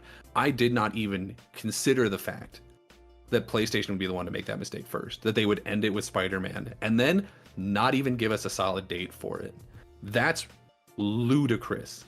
If I had made a bingo card for what this show should have been, a solid release date for Spider-Man 2 would have been the free space. Like, it wouldn't have even been one that I was like, I am baffled that we didn't get a release date for Spider-Man. And I know that that game looks really good, and I agree. There are things that I see in that trailer where normally they sort of bullshot these things that do not look the way that they should in a released game, which is very worrying. The fact that we didn't get a release date and that there are issues with like the way the lighting looks in some of these shots, the way that like the water just does not react when people fall into it, is like, is this game going to get delayed? Like, there is a non-0% chance that this game does not come out this year. You know, I thought of that. Yeah. I thought of that. And as we were watching it, and I'm sure you remember, Pete, I at one point I questioned, I said, does this kind of look like it could be cross-gen to anybody else? Like, it does. At points, I mentioned that, yeah. At points, it kind of looked like it could be cross-gen. And I'm not saying it to be negative on the game, because the game still looks phenomenal as far as the action and everything. Great. Yeah. Not at all. But voice acting, I'm sure is going to be solid. All of that. But I was thinking the same thing. Yeah, it kind of did. I mentioned it to you. Yeah, it really did. And my thing is, my takeaway from it is, I felt the same. I think out of 34 games they showed, they only announced 3 actual launch dates for. They actually announced only 3 dates that would actually be for games that we would know. And not for big games either. And not for big games. That's the thing. And so you're right. I think that's a little worrisome. I trust Insomniac to deliver, but I will say it's for sure the game will be good. That's not even in question. Yeah, but it's worrisome to the degree of, will it actually launch on time this year? Listen, I'm calling it right now. And I said this in the green room. They're gonna give it a 3 to 6 month window, and then they're gonna say, "We heard you. We're bringing this to PS4." It's gonna happen. I could see that happening. But my thing is too is I wonder, like you say, if it's going to be a situation where it's delayed until next year. It's possible. I wouldn't be surprised. It's very possible. I will say this though: if that is the case, Will PlayStation get the same flack that Microsoft got for not having any AAA Nah, first come on. party They'll titles? get it like from that? me. I I swear wanted to to God. say I that it's swear exact right same now. thing, bro. Yeah. Yeah, you I know want they to say won't. that it's like if This- Xbox came out and didn't announce a date for when they didn't announce a date for Starfield. Say they're not going to announce a date for Yeah. Starfield, but they will never hear the end of it, Mhm. and we're just not getting that on the PlayStation side of things. I have like no doubt that Insomniac are going to hit with this game, and that was the highlight of the show for me. It looked incredibly fun. The pacing when he was swinging through the city looked incredible. I like the different movement styles, because there's 2 Spider-Mans now. I loved all of that. But for Games Radar to write an article, this is the heading of it, even with a few big hitters missing, the PlayStation Showcase was nearly perfect. Ah, You're was not a going to joke. get It articles wasn't written even like that there were a that few about big Xbox. hitters missing. There were no big hitters. Like the only big hitter that showed up was Well, one that's Spider-Man. supposed to be coming out this year. Mhm. Like that's one of the things that again I've said this on previous podcasts, but I want to reiterate it here because I didn't even consider the possibility that it would be the way that it was. I was saying these are my expectations for this show was we need to get a solid release date for Spider-Man and hopefully at least one other first party game from this year, and we need not should but need to get release dates for next year for at least 2 maybe 3 first party games so that we know what the next at least 18 months of PlayStation is going to look like, because they've set this precedent that we may not hear from them again. Like we may not hear from them again, not only this year, but we may also not get another showcase next year just because of the way that they've been doing showcases lately. And we've been sort of like, this showcase has been so bad that I've been seeing on Twitter people already getting into the copium of like, oh, well, they'll probably do another showcase later this year. And it's like, there's no reason to expect them to do that. They don't show up at TGS. They don't show up at Gamescom. They'll probably have at least an announcement at like the Game Awards, but that's in December. Like we are not going to hear from them again outside of maybe 1 or 2 state of plays that will not be big because they never are. I don't think that they're saving factions for Keely's game show in the summer either. Because if they were gonna do that, they should have just announced it in their own show. So that's or put their weird. show on after that. Yeah, I don't. Yeah. I don't No see way. that. I don't see There's them no way suddenly. they're saving it. Yeah, I don't believe that. I don't think they're gonna show. Oh, we're gonna show some nice big stuff here at the Keeley's, but not here at our own show. Maybe, I don't think so. Maybe they might show factions there. I just doubt that that's going to be the case. I mean, if anything, they needed it desperately for this show. I just don't see why they would do that. That factions mode was originally promised for us in like 2020 alongside the game, and it is now 2023, and we have only seen a concept art. Yep, so true. Yep.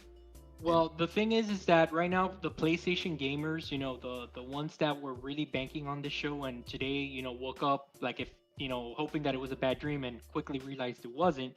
I think that the problem is that if you look at those gas announcements that they made, right, those gas games, usually, right, in years past, those would have been big AAA over the shoulder games that the hardcore PS fan base Right. caters to. So when you have gas games now that are replacing their games that would have typically been the norm, I think that it's worrisome to the PlayStation fan base, and also the fact that they're basically exactly where the Xbox gamers have been for the last few years, which is wondering what are all these studios doing? What are they working on? Because they're not showing anything. That's a good point, John. But on top of that, I think the bigger problem for them is they don't have anything that we know we can rely on going forward. That's the bigger. They don't have a roadmap. We have a roadmap when it comes to Xbox. That's one thing I'll give Microsoft. They've had transparency. We've understood what is to come in a reasonable time. Now we might have issues where we might not get those games, and we're like, "What's going on?" Yeah. But we actually know of games to come. They don't know That's right. And anything. People hold coming. that against the Xbox community though, because they'll be like, "Oh, the Xbox community just keeps saying, oh, wait until this game, wait until that game." They're able to say that because they know that those games are coming. Exactly. PlayStation has been having this, and I said this on the Xbox Factor podcast, and I think after this show, I'm going to get a lot less flack for it. PlayStation is having a first-party problem, a big first-party problem. You look at 2020. Yep. You look at 2022, they put out really good games, but they were all games that were delayed from the previous year, right? This year, they have one first-party game Spider-Man 2 that currently I am not comfortable saying will actually come out this year. And we have zero announcements for next year or anything beyond that. Like, we know that Factions is being worked on supposedly. We know that Wolverine is going to exist at some point. Those are two things that are so in the ether that we don't know. This was the place where they needed to clear up a lot of these questions, and they didn't do anything. I have no further knowledge about what the roadmap for PlayStation is after this show than I did before, and that's a huge problem. And yes, PlayStation has very smartly tried to cover up this first-party issue by buying up a lot of third-party deals, and that was a very smart decision for them. And Xbox probably should have done the same thing when they were having more trouble with their first-party, which arguably is still ongoing. But enough said. Yeah, no. There is no denying at this point that PlayStation's first-party, while high in quality, is just not carrying the bag anymore. Like, they are just not delivering. They're not delivering on time. They're not delivering in a large enough number to maintain a community. Like, if you have to go out and buy pinch hitters to cover up for the failings of your first party, you're not in a good place. No, agreed. Daniel. And Daniel, K. Asante asked go that. ahead. He says, "Can anyone tell me what AAA?" K says, "Can anyone tell me what AAA game is coming to the PS5 in 2024? Anyone? No, we can't tell you anything. We can't Only tell you a gas damn games. thing. I don't know what's coming." I can only tell you about gas games. That's all I can tell you about. But the thing is that what I was gonna say, to piggyback off what Daniel was saying, look, for the longest time we were all trying to figure out, we understood what PlayStation and Jim Ryan was doing as a business. They were doing what they needed to do, which was try to block this acquisition from happening. Everybody understood that. Nobody ever criticized it. But to see how hard and how low and the depths that they have gone to try to block this deal really tells a bigger picture of what's happening at PlayStation. And I'm starting to believe them. I'm starting to believe that without Call of Duty, without them assuring themselves that Call of Duty money, they're going to be in trouble. I am legitimately starting to believe that, believe it or not. Yeah, I mean, I don't know that I'm Wolverine. ready to get to that point yet, just because of all the other deals that they have, and also because obviously even if the Activision deal goes through, like, they'll still be making the same amount of money off Call of Duty. But the idea of it is, like, I'm looking at this lineup, and it's exactly what you said earlier, is this does not feel like the PlayStation that I loved. I really loved the PS4. I know that I'm thought of as an Xbox guy, and that's because I do prefer my Xbox. But I loved my PS4. That thing was banging all the time. There were always games coming out, or at least being announced, that we knew about to look forward to, right? The PS4 was a really great generation for them, and the beginning of the PS5 has been very good for their situation so far. Granted, a lot of those games feel like they were delayed from the PS4 onto the PS5 at this point, being Ragnarok or Zero Dawn or even Spider-Man 2 to an extent. But exactly like you said, exactly like you said, John, this feels like it's the Jim Ryan PlayStation now. The Sean Layden PlayStation feels like it's dead, and that This sucks. is definitely a regime change. This is what were you saying? This is Pete? reminding me of the Kaz Hirai PlayStation. Like, this showcase was so bad that it in the back of my brain I heard Kaz Hirai saying Ridge Racer. Like, you know what I mean? It's a giant enemy crab. Yeah. I'm gonna let Peter. Say that a lot of the Go games. first. Go ahead, Peter. A lot of the games that we got in the PS4 generation, which was a fantastic fantastic generation, came later. I don't think that they really hit at the start, and it crescendo and built up with some absolute, fantastic games. Ghost of Tsushima comes to mind. I can see a similar trajectory for them this generation, although they did start pretty white hot with Miles Morales and Demon's Souls and Returnal, and that game, God, with the bow and arrow, chicken, the arrows, I can't remember it off the top of my Zero head. Dawn Horizon. Yeah. Horizon Zero Dawn, which, it was still a good game, but was massively overshadowed by Elden Ring. What I didn't expect in the showcase was I thought that PlayStation would money hat a lot more IPs, a lot more exclusives. Same. Because that's what they have been doing to fill out their portfolio. They've been That really infantry? successful at doing that with Forspoken. Even though Forspoken didn't hit, it was still an exclusive to PlayStation. And that really surprised me. No, I agree with that too, and Yeah. I think too, like, I know some people were saying, some people tried to excuse it by saying, oh, you guys expected too much. I don't think we did. I think after 2 years of no showcase from them like that, to come back and this is what you get with most of everything shown being multi-plat, including first-party titles and a few VR games, which, by the way, does nothing for me. I have zero interest in VR, so seeing that section was, I could have gone and made myself something to eat during that and wouldn't have cared one bit.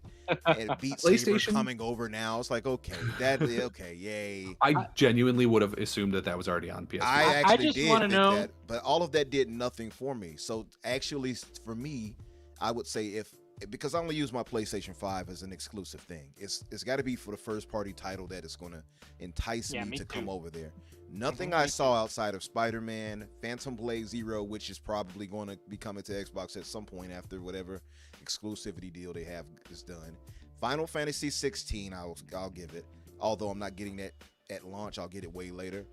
And Nathan Drake is in this game, by the way. I don't know if you saw him earlier in the trailer. He does kind of look like that. Also, I don't know if you remember from the trailer. Before you go, I will say, outside of Spider-Man, Final Fantasy 16, Helldivers, and that's really it.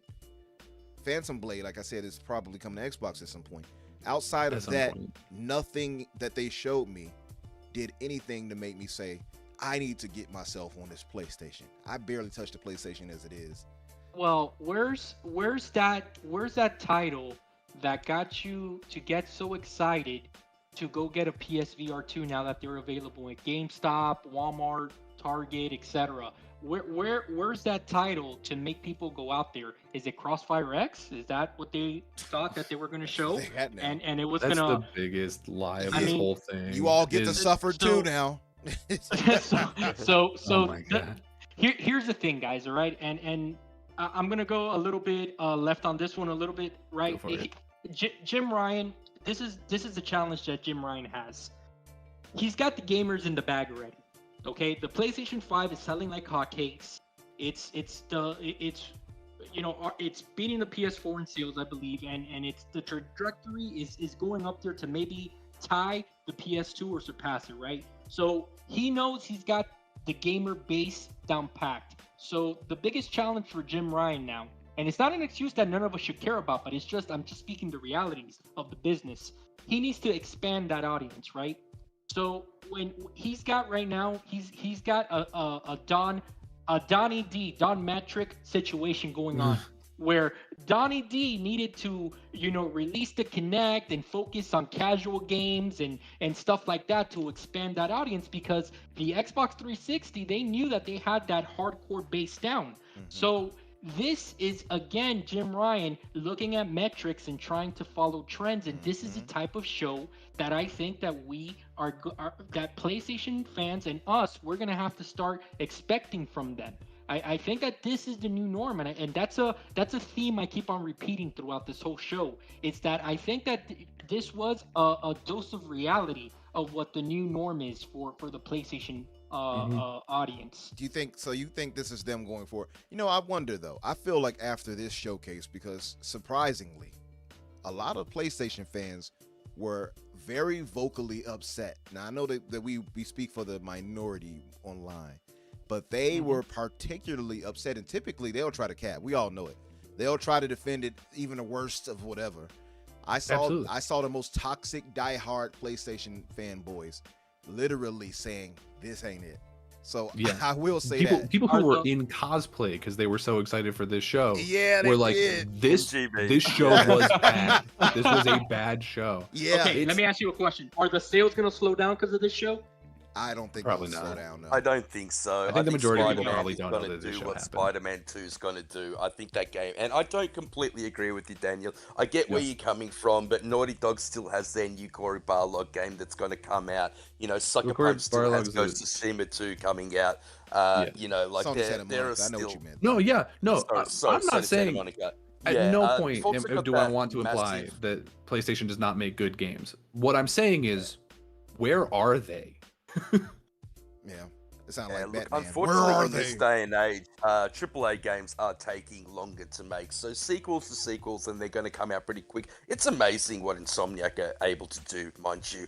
I mean, No Sony has question. lived, the PS5 has lived off the back of Sony's, Insomniac. They are just a fantastic studio, So true. and they got them for an absolute steal. But Ghost of Tsushima, like I said, is gonna hit. You're gonna get the Sony Santa Monica game as well. You're gonna get the Naughty Dog game as well. These guys, I can't see making games of a service games. They're still gonna make those big PlayStation console selling exclusive that everyone's interested in. They are. You've got that They PlayStation are. London studio working on that new IP that they've been talking about for a while. I was expecting to see it in the show, at least get a snippet, hear something about what they're actually making. I was a bit disappointed we didn't get that. But yeah, look, PlayStation is still in an excellent position.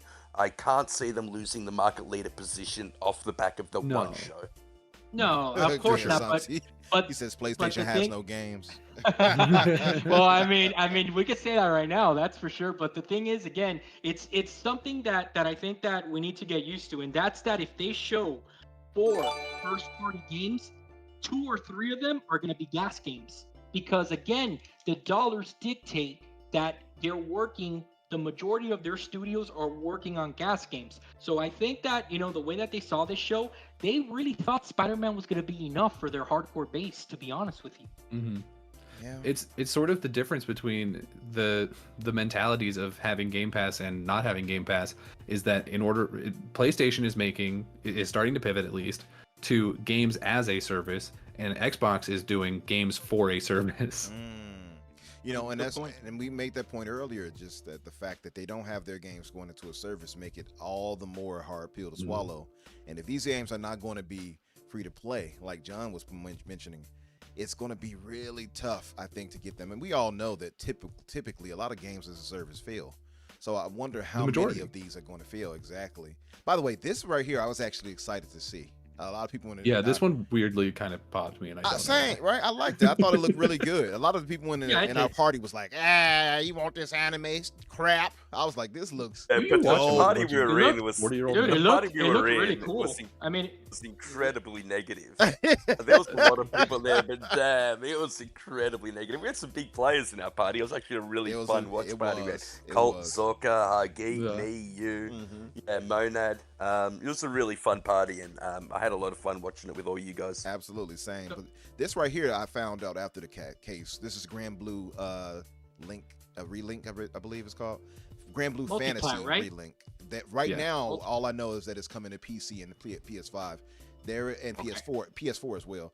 But they have no plans for Xbox for this yet. So that's unfortunate. yeah.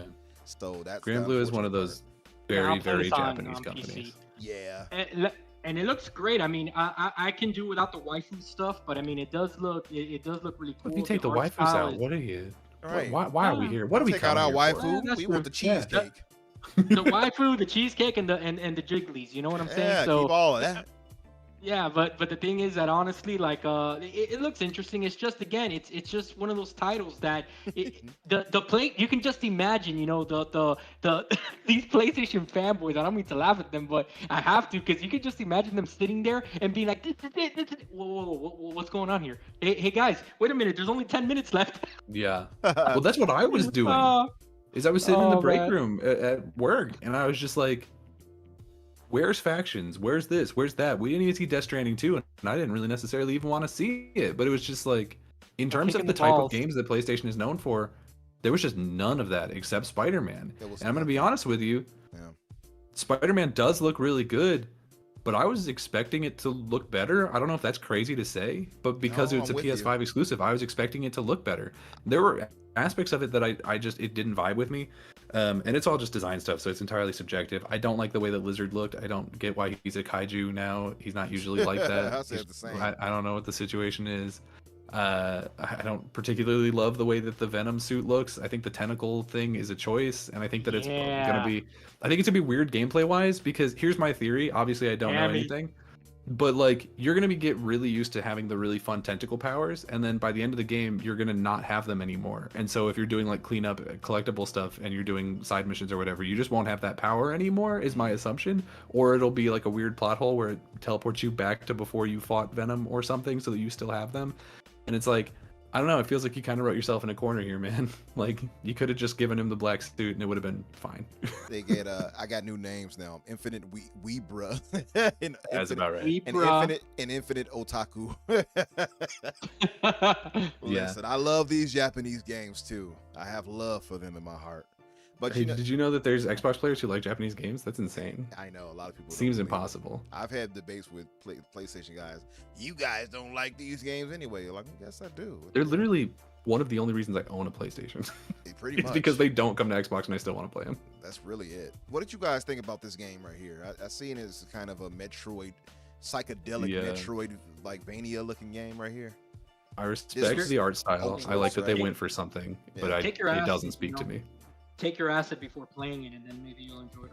I think it is the acid. I don't think you need to take take it. it. You already own it. It looks like, yeah. It looks interesting. I mean, again, it was just these are the type of games that you'll see in your, state of plays and stuff like that. Not really meant for a showcase, I think, but it's all right. Yeah. It looks interesting. I was watching agree. the kind of funny sort of response to it afterwards, because I actually really like kind of funny.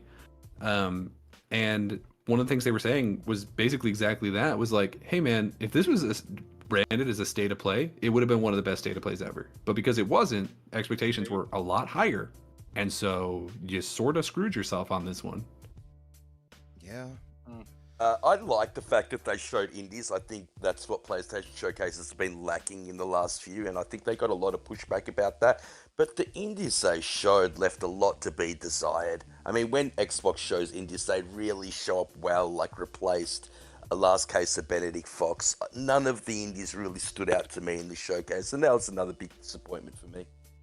Yeah, and I agree with that too. A lot of the indies didn't really pop for me. And I think Microsoft does a better job of that when it comes to presenting like the indies and such, and kind of highlighting and featuring them overall. Yeah. I'll Well, they say space this, them out more too. They do, and I'll say, man, again, that it's a lot of puzzling things that they did during this showcase to me that just didn't add up. I think showing that GT7 rather. Oh, the trailer. movie trailer? Yeah. Oh yeah, It's that like- was out of place. It was like, big time. why is this here? And I really, Yeah. really hope Microsoft doesn't make a mistake and add some live TV stuff or whatever. We don't want that at our game showcase. Don't show anything like it. And that's a Microsoft, good by the way, point. if they're listening, listen, learn from what they did here and go the opposite direction. Show first party IP. Now, we can get some third party. Clearly, we're going to get that. But Right. showcase more first party AAA games that we got coming. If they show Fable, they show Avowed, they show Hellblade 2. If they show what's up with Contraband, if we see what's up with Compulsion. I mean, you're listing like a 10 out of 10 show, right? Yeah, now. it's already Yeah. better than this if they have. They could those just show there. Hellblade and Avowed and it would be better than this. Hellblade, Forza Motorsport, and the show's going to be fantastic. And the difference between showing third parties on a PlayStation showcase and an Xbox showcase is Game Pass, because a lot of those third parties be going day and date into Game Pass, which means so we're going to basically be getting free of charge, and that makes a difference. Yeah, It does. That was one of the things I was going to bring up. Yeah, is that I fully expect the Xbox show to be better at this point, not just because PlayStation has now set the bar so low that you could crawl over it, but because their last couple shows, even ones that people didn't really particularly love, were still better. primarily than this. focused on first party games and things that were going into Game Pass. And that is exactly the sort of thing that this show should have been. Yeah. And Hey, you and by the guys are way, their missing a shows in huge hindsight are better now that you look at it compared to this show. Yeah. You guys are missing a huge point, and I think Kay Asante put it out perfectly. The best part of the show was when they showed the movie trailer to Gran Turismo. I mean, my jaw Definitely. dropped. I just couldn't That was a believe it. movie trailer? I That- thought that the new GT just looked really That good. elevated the show to a 9 out of 10 right there alone, man. You're right. What did Xbox- Xbox say in the show? That's why they it's an actually S-tier have, showcase. They actually have car physics. Oh no, it was just a TV. That was hilarious. That was Listen, really good. Xbox just got handed an easy alley-oop here. I agree with what you guys said. As long as they stick to better the dunk it. playbook, they have to dunk it. And the thing If is, they they whiff, cannot I miss. swear to they- Christ. I this swear to is- God. they cannot fumble the ball at the 1 yard line here. Okay, they need to cross the goal line. There's not and even a score. team in front of them. If they can't get a They- touchdown at this point, This like, is, and that's the boy thing, right? howdy. And very simple, very simple. First party and show what these teams are cooking, so that the Xbox gamer can gain that confidence that has been lost throughout the last couple of months. They can raw, the crowd. They can bring them back. They can make them believe again. Show what these other teams are working on. They have so much in the pipeline that we haven't even seen. Indiana Jones. Let's see some gameplay for that. Let's see. Wait. Put a date on Hellblade 2, for God's sake. Okay, if you guys are gonna do a surprise release at the end of the year, that'll break the internet. I think that they need one break the internet announcement, and they just need to show their teams what they've been working on, and I think that's going to go over real well. And I think that the mind share is going to be taken back again by Xbox, because this is a back and forth game. Xbox is going to drop the ball one day, PlayStation's going to pick it up, etc., etc. It's always going to go back and forth with these companies. The thing is that they got an easy win here. People are going to say, oh, but now this is more pressure for Xbox to deliver. I think that this just made it easy, because again, like Daniel said, the bar has been set so low that the only way that they fumble this is if they don't show anything first party. Okay, That's So really even- it. And they can't. That's And we it. already know they're going to show first party, so that Yeah. much is already a That- home run. Somebody So- said it in the chat earlier, and I apologize that I don't remember who, but somebody said there will be more first-party content in the Starfield Direct than there was in this show. Yeah. That's they're true. right. And look, What were you saying, Pete? this I'm is the sorry. whole point, and this is the difference in this generation. So everyone's thinking that Sony dropped the ball, and I'm not suggesting that they didn't. But Xbox has got that many first-party studios, that many studios working on games at the moment, that it is virtually impossible to Sony to keep up with it. And this is what we were expecting at the start of the generation. And this is why Microsoft had so much momentum after they got the power narrative and they started acquiring these studios. And That's true. Activision Blizzard hasn't even gone through yet. That's going to add a tremendous amount of value to the Xbox brand. So look, I don't think Sony can really compete with that, to be honest. So they're on a losing game at the moment, and it was only ever going to be a matter of time. But look, I'll say one more thing. After watching the interview that Phil Spencer did, he looked angry. We haven't seen Phil like that literally ever. He was always he's always positive, and this just showed a different side of him, and I really think he's going to make this showcase something special. Oh yeah, Well, I bet this showcase yeah. really picked up his mood.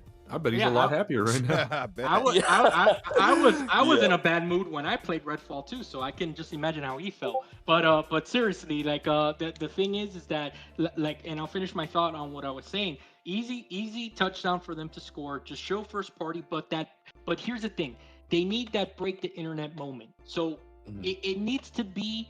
It needs to be something like I heard you guys talking about it on Boom Show. It needs to be that that they have the marketing rights to a GTA 6. It needs to be that maybe they reveal the gameplay for I don't know, for the downloadable content for Cyberpunk, something that just is going to draw the audience in, and it's going to really put set the mark. And if I was Phil, I would personally go for the GTA 6 marketing, because that right there is going to set the world on fire. But the only difference is I'll pull down my pants and I'll pull down my pants and have that GTA 6 logo on my ass cheek. That's the difference I would do.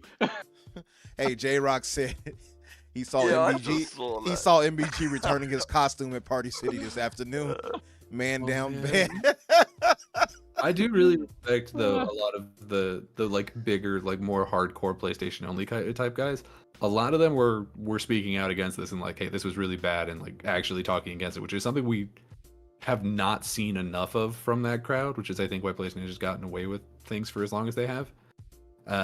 So I guess the one positive of this show being as bad as it was is that it's like it's kind of breaking the illusion. Yeah. Hmm. Um, I think it's the new norm, guys. So learn to love it. That's all I can the say. As Jim long as Ryan Jimmy, regime has taken over. Yep. This is the future. You know, I'll just say, and it's so funny because all of us are in the same mindset that Microsoft could fumble it somehow. They better not. Yeah. They better Well, I not. wouldn't have fumble thought this. PlayStation would fumble this, and they found a way. Nobody so- thought it. I thought the show was going to be good. Now I will again maintain that I said the Xbox showcase would be better at the end of the day. So I'm glad I thought that, and it looks like it's going to be the case. Microsoft, if you are listening at all to the community, do not show a damn live trailer for anything. Stick to first party. Give us a launch dates for some of these games. No cat games. No cat games. No okay? cat games. Unless it's Blinks the cat coming back, I guess, or something. And that's about it. But so guys, again, I want to get you guys, we kind of wrap it up really because we've kind of covered everything. I don't know if there's much more to cover. I figured I would end it by showing Spider-Man gameplay. Again, it did look solid as far as like a lot of the gameplay. I still do have a weird thought in my head like it could be cross-gen. But I'm sure it's going to be a great game at the end of the day, just because Insomniac is great. It's cross-gen for sure. Do you want to give it? Do you guys want to give your grades before we go? That's what we're going to do. So I'm going to ask you guys your grade. What should we stick to, a 1 through 10 or A through D? I think 1 through 10 is more consumable. Okay, so what are you guys rated 1 through 10? What would you give it, Pete? What would you give the show? 8 for gamers, 6 for PlayStation. Yeah, Okay, that's fair. it's a big split. What about you, John? What would you give it? I would give it a 7 for gamers and a 4 for PlayStation audience. Yeah. And what about you, Danny? What would you say? So I'm not gonna split it like that. I'm just gonna talk what it was for me. In terms of what I think this showcase needed to do, I think it failed on almost every single level. I think this is a dead ass. I think this is like a 4 out of 10. Like, this was a very bad show. There were good games in it, but none of them are ones that are going to really move the needle towards helping solve the first party problem that PlayStation is having right now. And that's not an okay thing to be having to say about them. Yeah, you know, for me, I was at a 5 out of 10, I believe. I said a 6 out of 10 earlier, but the more I think about it and the more we discussed, and the fact that we don't know what's to come outside of, we know Wolverine is in the making. We do know Cory Barlog. We know some great things are going to come from them eventually. It's just that they don't have a specific outline of things the way Microsoft does. And maybe we're spoiled on the Xbox side. Maybe that's the thing.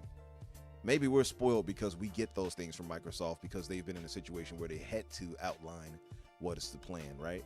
But I will agree with you. I think they failed spectacularly in most every way with this showcase. I don't think, as a PlayStation gamer, one thing that they showed here outside of Spider-Man and maybe Helldivers was anything they wanted to see. Kei Asante mentioned earlier, he said even as a VR enthusiast, he likes the VR. Even that didn't do anything for him. So imagine somebody like me who doesn't care for VR. It was like, okay, what is this? You're not gonna spend $500 on that thing. Come on. Never. No, not to get Beat Saber that you can get anywhere else. Exactly. And apparently, I don't know if this is confirmed. I heard it on a different podcast, so I can't for sure say this is details. Apparently, that Queen pack is like really expensive. It's like $15. Oh, please. You know how the Hey, PS Queen's worth every fanboys. cent. You know how the Love PS Queen, but- fanboys will. Yeah, you know how the PS fanboys will just bother and say, hey, instead of an Xbox, get yourself a PC. I think that instead of a PSVR 2, you might as well just get yourself an Oculus Quest 2 because I mean, what's the point? Hey, Hey, so listen. Kay says as a gamer, it was a solid 7.5. If you're looking for first party, it was a 4 out of 10. I'm Wow. right there with him. K Yep. being toxic tonight. I love it. J Rock says, hey, they gave a release date for a movie before they did Spider-Man. I just want to say to Jay, literally, I was refreshing your Twitter every 5 minutes yesterday, and you made me laugh every single one of them, man. You They were on were a fucking roll. awesome, bro. You Yeah. guys, Colt even joined in. I'm like, oh man, you guys are having a He's the field master. day. It's The master. AJH says, Danny, he expects you to dye your hair red and wear a leather bodysuit for perfect dark. You need to talk to Mr. Joanna Dark about that one. Trust me, you do not want to see me in a bodysuit. Oh, maybe man. the red hair would be okay. Yeah, but hey, so listen, we're going to wrap it up here, guys, because we just really wanted to give our impressions of the show. And actually, we're kind of fitting into the time I want to kind of end the show typically on. So that kind of works out. So, again, thank you all for joining us in the chat. If you have not done so, hit the like button for us. And then if you haven't subscribed to us, subscribe. We'll get out here by doing outros. Jedi Knight Peter, my brother from another, and on my fellow podcast panelists of Xbox Infinite, tell the good folks where they can find you at. And I do have all you guys Twitter's accounts rather inside of the description. So if you all aren't following them, you can do so by clicking on that. But where can they find you at, Pete? Hey man, thank you for having me on the Fix, bro, and congratulations, man. This show I can expect big things from. Sorry it took me so long to come in here, man. I've been a little bit busy. Oh, it's all good. But, you can find me on Xbox Infinite on Fridays, 8 p.m. Eastern Standard Time, 10 a.m. Australian Eastern Standard Time. On Saturday for Australia, Friday for the United States. I'm actually going straight over to KY Bobby's show after this. It's his 50th episode, so he's celebrating that, and I'll be jumping on the panel after that. So if you want, head over there once we're done. Excuse me, I had to cough. I had to mute myself. Congratulations to KY Bob on his 50th episode. Yeah, I didn't know you were going over there first, Pete, until I saw your comments. I'm like, okay. No, congrats. Yeah, man. He asked me yesterday. I actually thought you guys were a different split. I didn't think he was starting for another 15 minutes, but yeah, I forget what time he starts, but we are. I mean, I guess it's a good problem to have, but we are very crowded nowadays in the Xbox community when it comes to us doing our podcast. It's true. We're gonna have to start making acquisitions. I think we should buy Zalker. Exactly. Buy Zalker out. Yep. Have him just controlling the chat. Make him a mod or something. That'll be it for him. Yeah. Yeah. But thanks, Pete. Thank you for joining us, brother. I appreciate it. I always enjoy talking with you. So it's nothing. And of course, the police are here to get me now. As always, at one point they're gonna show up. Luckily, you all can't hear them that well, but I hear them. John Wolf, my brother, thank you for joining us. Can you tell the chat where they can find you at and what you'll be up to next? Yeah, John Wolf on Twitter or Steam, Xbox, PlayStation. Hit me up anytime you guys want to play or talk about anything gaming. Thank you so much for the invite, guys. I really enjoyed, chatting it up with, gaming with you guys. And anytime you guys need someone and I got the time, I'll always, I'll always be down to join you guys. And I do know that you guys crossed 1,000 not too long ago, so congrats on that. And the sky's the limit for you guys. Nice, thank you, brother. Thank you very Sky much. is the limit, and you know that you keep on. All right. Yeah, and Danny, of course. Where can the folks find you at? Look at Steph, Daddy Umbra. Oh no! Don't give him that. Don't let him have it. You can find me on my personal YouTube channel, which is just Daniel McG, just Daniel how it's spelled, and then MC capital G. You can find me on Twitter at Daniel J McG, where I will be posting every time that I put out a new video. We should have one coming up in the next week here. I'm just hammering out some final details on that, so it should be pretty good. Really excited for it. Yeah, definitely. Yeah, and if you all didn't know, Danny, he's done a rewrite for a few things with DCEU. He's talked about how to fix Halo, so you all should go there and harass him if you don't agree with him. Yeah, please do. Genuinely. Absolutely. Yeah, and of course for me, you guys can find me, of course, Infinite Umbra or Umbra Infinite. You'll find me either way on Twitter. And again, if you haven't subscribed, do so, please. And you'll find me here, of course, on Thursdays, 8 o'clock. On Fridays, tomorrow, Xbox Infinite podcast with myself, Risk It for the Biscuit as the host, Jedi Knight Peter here, and Doom Cutie. And we're joined by the illustrious, often rumored to be paid off by Steam Deck and Steam themselves, Kay Asante. He'll be joining us tomorrow. And of course, on Tuesdays at the Xbox Factory with myself, Danny, Boom, and Retri at 12 o'clock Eastern. So come by and show us some love tomorrow and on Tuesdays as well. And we'll wrap it up, guys. That'll be it for us. Xbox better. Gonna throw that out there. They better show up, man. Don't drop the ball, Microsoft. Don't fumble at the end zone. Don't you dare. Great things. They'd have to dump on stage to be worse than this. The dump might be a 5 out of 10, so I don't know. Just Sarah Bond coming up. Depends on the stage consistency with of the her dump, I outfits will be better, man. Yeah. Well, that little jean jacket fit or something. She loves those jean dresses and stuff, don't she? But anyway. Oh, look, Kay said he needs some of that Epic money. I got you. Yeah, you got the Steam Deck money. You got the Steam money. You better than me. Anyway, guys, we'll get out of here. We'll see you guys later. Thanks for joining us. Later.